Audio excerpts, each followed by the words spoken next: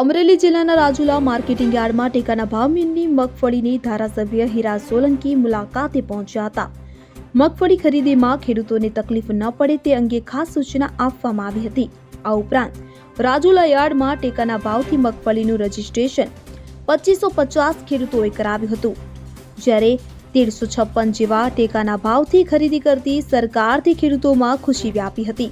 ખેડૂતોની વ્યથાઓ અને ખેડૂતો માટે સરકાર શું વધુ સકારાત્મક કરી શકે તે અંગે હીરા સોલંકીએ ચર્ચાઓ કરી હતી।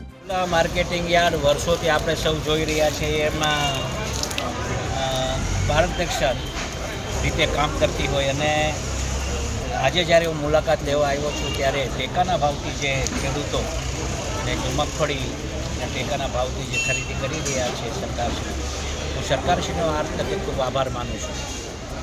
1356 રૂપિયા 60 ના ટેકાના ભાવથી જ્યારે ખરીદી થતી હોય અને પ્રાઇવેટ જ્યારે ખરીદી થતી હોય ત્યારે 800 થી 900 રૂપિયામાં જ્યારે એની મગફળી જતી હોય, પણ આજે એટલું સ્પષ્ટ કહેશું કે વર્ષોથી અમારે રાજુલા માર્કેટિંગ યાર્ડ જે રીતે ખેડૂતોના હિતમાં કામ કરી રહી છે, સરકારશ્રી પણ આ બાબતે ખૂબ ચિંતા કરી રહી છે। આપણે યશસ્વી વડાપ્રધાન નરેન્દ્રભાઈ મોદીજી પણ કેન્દ્રમાં ખેડૂતોને બમણી આવક કેમ થાય એ દિશાએ હંમેશા કામ કરતી હોય છે। ત્યારે આજે પણ આ માર્કેટિંગ યાર્ડમાં આવ્યો છું ત્યારે ખેડૂતોને રાજીપો થાય એવું કામ જ્યારે માર્કેટિંગ યાર્ડ કરતી હોય ત્યારે માર્કેટિંગ યાર્ડના પ્રમુખને, સંઘના પ્રમુખને હું ખૂબ ખૂબ અભિનંદન આપું છું ને આખા બોર્ડને અભિનંદન આપું છું કે